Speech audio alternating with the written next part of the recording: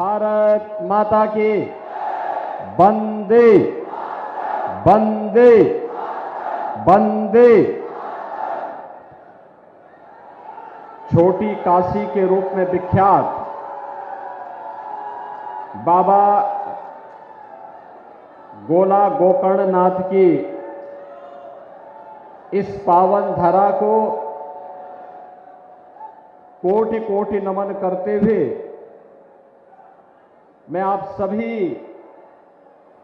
लखीमपुर खीरी के मतदाता बहनों और भाइयों का हृदय से स्वागत करता हूं, अभिनंदन करता हूं। बहनों और भाइयों, आज महाराणा प्रताप की पावन जयंती भी है। स्वदेश और स्वधर्म के लिए शौर्य और पराक्रम की पराकाष्ठा क्या हो सकती है। राष्ट्र नायक महाराणा प्रताप का जीवन इस बात का प्रतीक है। महाराणा प्रताप के पावन जयंती के अवसर पर भी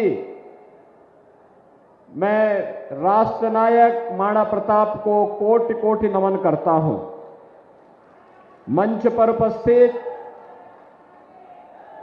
यहां के लोकप्रिय सांसद, केंद्रीय मंत्री और भारतीय जनता पार्टी के प्रत्याशी श्री अजय मिश्रा टेनी जी, भारतीय जनता पार्टी के जिला के अध्यक्ष श्री सुनील सिंह जी, जिला प्रभारी वसुदेव मौर्य जी,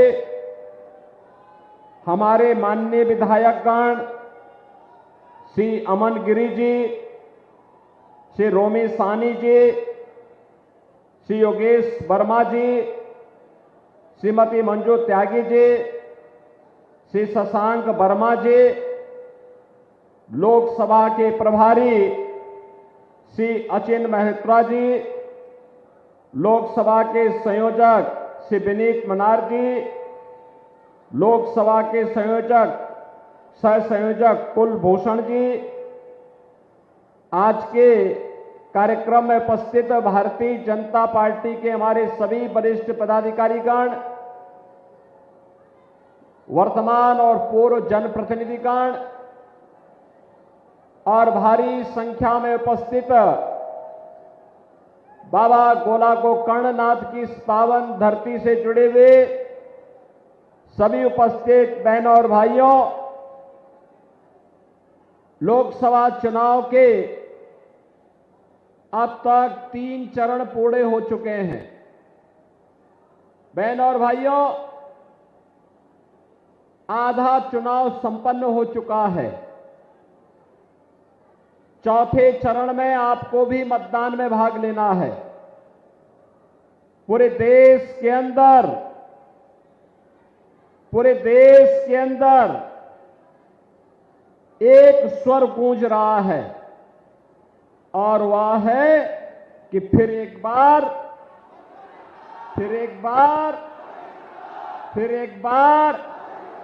मोदी सरकार का। बहनों और भाइयों, ये मोदी सरकार के बारे में जो यह स्वर गूंज रहा है, ये वैसे ही नहीं है। जब जनता जनार्दन से हम पूछते हैं कि आखिर इतना उत्साह और उमंग का कारण क्या है, तो एक ही बात कहते हैं। जनता जनार्दन कहती है कि जो राम को लाए हैं हम उनको लाएंगे। यानी जनता जनार्दन के मुंह से एक ही स्वर गूंजता है, जो राम को लाए हैं हम उनको लाएंगे। अब मुझे बताओ, इतनी बड़ी संख्या में आप लोग हैं, अयोध्या में राम मंदिर का निर्माण अच्छा हुआ है ना? सहमत है ना? फिर ये कांग्रेस और समाजवादी पार्टी के लोग क्या बयानबाजी कर रहे हैं? कांग्रेस के एक कथित बुद्धिजीवी ने क्या कहा उन्होंने कहा कि राम मंदिर का निर्माण अनावश्यक है। ये राहुल गांधी के सलाहकार हैं और ऐसे ही समाजवादी पार्टी के राष्ट्रीय महासचिव हैं। उनका बयान आया है राम मंदिर का निर्माण बेकार हुआ है। बहनों और भाइयों, जैसे जैसे चुनाव अपने अंतिम दौर की तरफ आगे बढ़ता जा रहा है, चुनाव में भी दो चीजें साफ दिखाई दे रही हैं। एक तरफ जो भारत के सम्मान के लिए, भारत की सुरक्षा के लिए, भारत के विकास के लिए, गरीब कल्याण के लिए बिना भेदभाव के शासन की योजना का लाभ गांव, गरीब, किसान, नौजवान, महिलाएं, समाज के प्रत्येक तबके को मिले।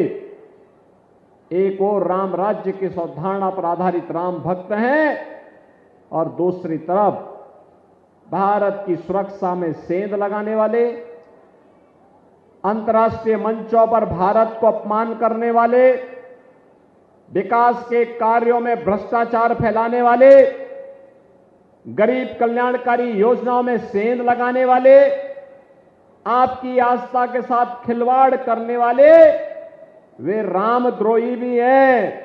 जो रामद्रोही राम मंदिर का विरोध पहले भी करते थे और आज भी कर रहे हैं।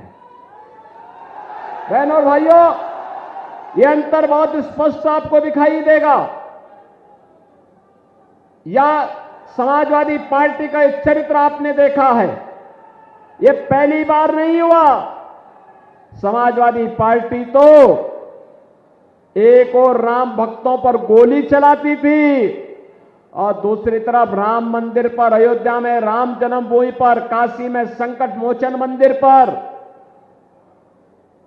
लखनऊ, वाराणसी और अयोध्या की कचहरियों पर, सीआरपीएफ कैंप, रामपुर पर हमला करने वाले आतंकवादियों के मुकदमों को यह समाजवादी पार्टी वापस लेने का कुत्सित प्रयास की थी। इनकी मंशा तो वही थी, वो तो आप हैं कि आपने इन मंसूबों को पूरी तरह धराशायी रख कर दिया है, अन्यथा ये लोग आपकी सुरक्षा पे सेंध लगा देते। और मुझे बताते हुए प्रसन्नता है। अच्छा, मुझे बताओ, आप में से कितने लोग हैं जिन्होंने अयोध्या में राम मंदिर का दर्शन किया? इधर काफी बड़ी संख्या है, काफी बड़ी संख्या है। और बहनों और भाइयों,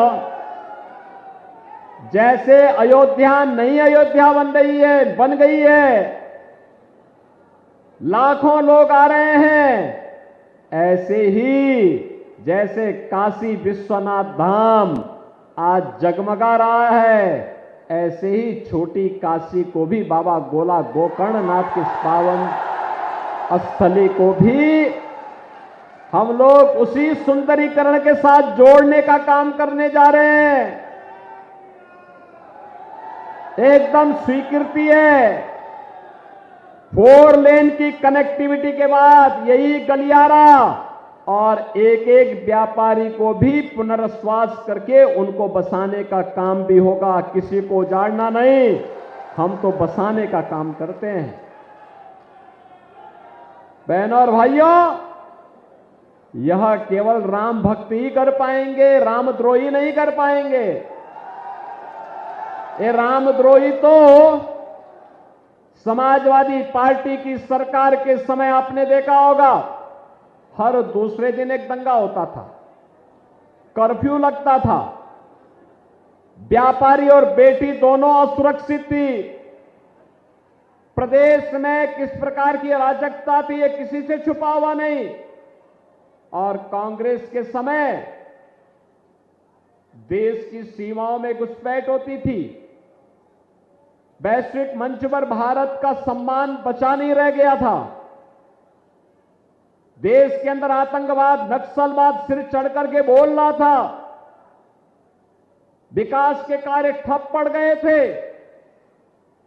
और बहनों और भाइयों, यही नहीं, विकास के कार्य भी ठप थे और गरीबों को मिलने वाली जो सहायता है ना, आज जो 80 करोड़ लोगों को फ्री में राशन 60 करोड़ लोगों को आयुष्मान भारत में 5 लाख रुपए की स्वास्थ्य बीमा का कवर, 50 करोड़ गरीबों के लिए जनधन अकाउंट, देश के अंदर 12 करोड़ किसानों को किसान सम्मान निधि का लाभ, 12 करोड़ गरीबों के घर में शौचालय, 10 करोड़ गरीबों के घर में उज्ज्वला योजना का सिलेंडर, 4 करोड़ गरीबों को मकान।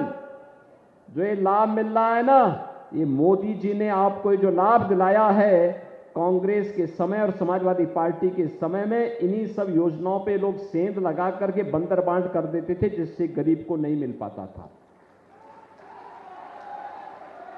बहनों और भाइयों, हाईवे नहीं बनते थे, रेलवे का काम नहीं हो पाता था। अब तो आपके यहां भी हाईवे भी है, रेलवे भी है। 1 डिस्ट्रिक्ट 1 मेडिकल कॉलेज में आपके यहां श्रीनगर में मेडिकल कॉलेज का निर्माण भी लखीमपुर खीरी का हो चुका है। बहनों और भाइयों, ये नया भारत है। ये नया भारत आतंकवाद को पनपने भी नहीं देगा और सीमा की सुरक्षा के साथ किसी को खिलवाड़ भी नहीं करने देगा।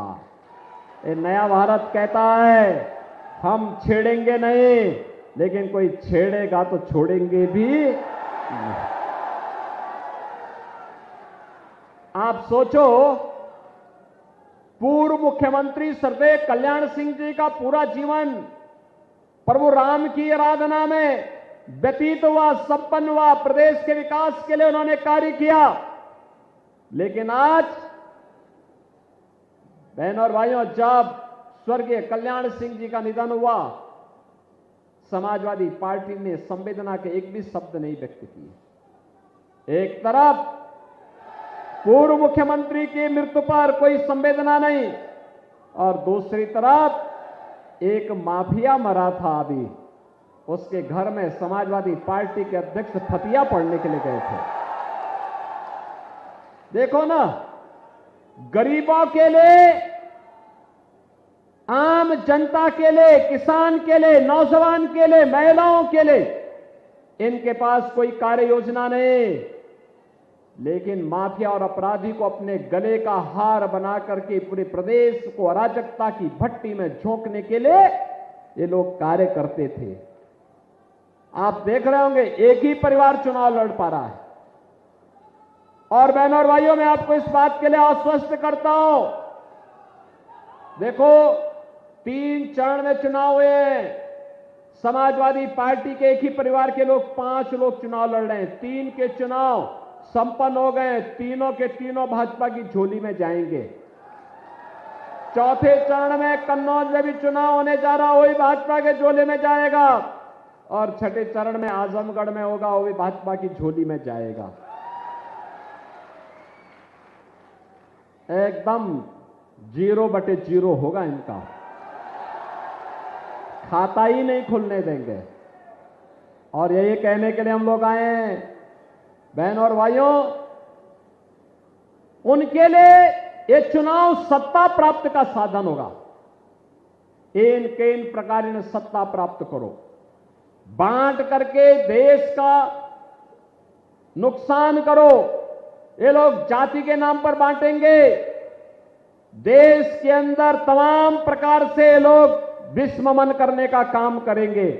लेकिन बहनों और भाइयों, मैं आपसे अपील करने के लिए आया हूं, ये जो परिवर्तन देश के अंदर आप देख रहे हैं ना, ये परिवर्तन के महानायक हैं देश के यशस्वी प्रधानमंत्री श्री नरेंद्र मोदी जी, जिनके नेतृत्व में भारत वर्तमान में दुनिया की एक महाशक्ति बनने की ओर अग्रसर है, जिनके नेतृत्व में भारतीय जनता पार्टी और एनडीए चुनाव लड़ रही है। और इसीलिए मैं आपसे अपील करने के लिए आया हूं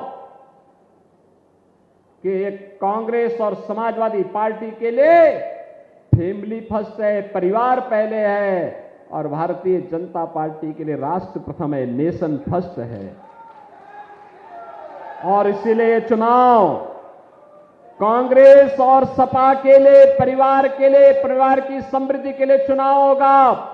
भारतीय जनता पार्टी के लिए चुनाव भारत को विकसित भारत बनाने का चुनाव होगा, आत्मनिर्भर बनाने का चुनाव होगा। आत्मनिर्भर भारत का मतलब हर नौजवान आत्मनिर्भर, हर महिला आर्थिक रूप से स्वावलंबन की ओर अग्रसर होगी, हर अन्नदाता किसान खुशहाल होगा, हर श्रमिक के चेहरे पर खुशहाली होगी। चारों ओर गांव हो, गरीब हो, किसान हो, नौजवान हो, महिलाएं हो, इनके जीवन में व्यापक परिवर्तन होगा और आत्मनिर्भर भारत ही विकसित भारत बनेगा, दुनिया की एक ताकत बनेगा। विकसित भारत का मतलब दुनिया की कोई ताकत फिर भारत को आंख नहीं दिखा पाएगी, आंख नहीं दिखा पाएगी। और इसीलिए उस विकसित भारत के लिए हम आपसे समर्थन मांगने के लिए अपने पास आए हैं। बहनों और भाइयों, 2014 में आपने अंगड़ाई ली, संजय मिश्रा टेनी जी को आपने भारी बहुमत से विजयी बना के भेजा। आपने स्थानीय स्तर पर भी भारतीय जनता पार्टी के विधायकों को चुन करके भेजा। श्री अरविंद गिरी यहां से चुनाव जीते थे, रोमी सानी पलिया से जीते थे। ये सभी हमारे विधायकगण चुनाव जीते हैं। आज अमन गिरी यहां पर विधायक हैं और हमारे सभी विधायक मिलकर के, सभी अभी टेनी जी के साथ मिलकर के लखीमपुर खीरी के विकास के लिए कार्य कर रहे हैं। लगातार कार्य, हाईवे, रेलवे के काम हो, यहां के पर्यटन विकास के कार्यक्रम हो, या बाबा गोला गोकर्णनाथ के इस पावन स्थल को एक नए कॉरिडोर के रूप में विकसित करके श्रद्धालुओं की भावनाओं के अनुरूप इसको भव्य स्वरूप देने का कार्यक्रम हो, या फिर इस गोला टाउन एरिया को स्मार्ट टाउन एरिया के रूप में स्थापित करने का कार्य हो। आखिर बड़ी सिटी स्मार्ट नहीं होगी, स्मार्ट गोला भी होगा, लखीमपुर भी होगा। ये सब कार्य चल रहे हैं और इसीलिए हमने कहा है कि सड़कें इतनी चौड़ी बननी चाहिए कि आराम से लोग चल सकें।